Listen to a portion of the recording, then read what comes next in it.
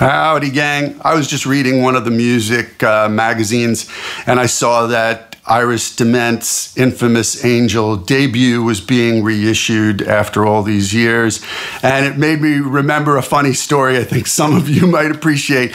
So back in the early 90s when AOL was kind of the rage and everybody, this was before Gmail and other online news groups or even blogs, AOL also had these music forums, what we used to call the folders. And I met many friends there. In fact, No Depression magazine started in that folder amongst 14 of us. There were 14 original members of that folder that later became No Depression magazine. I have no affiliation with the magazine. The two editors were in that original 14 group. Anyway, so there were other folders. There was like the Texas music group and folk music folders. There was a Springsteen folder, of course.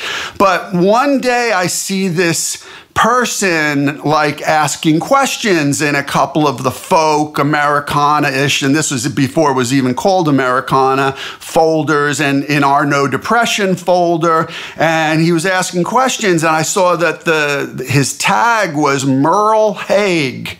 And I'm like, well, that's weird, like, that can't be Merle Haggard, right? And besides, why would he spell it H-A-I-G?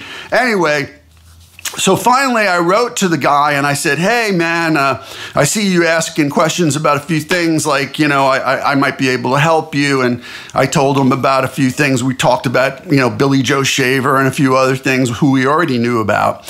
And he goes, well, have you heard this Iris DeMent? And he spelled it D-E-M-I-N-T instead of M-E-N-T. And I was like, yeah, I've heard of Iris DeMent. And he's like, oh, she's tremendous. I want to get in touch with her. And I'm like, okay. I'm like, well, you know, and then I got curious. So I'm like, well, hey, where do I get in touch with you? And he gave me the management company in Nashville. It was Merle Haggard. The guy I was talking to, Merle Haggard, was Merle Haggard. And, you know, I went back and forth with him a few times, and then I just let it be.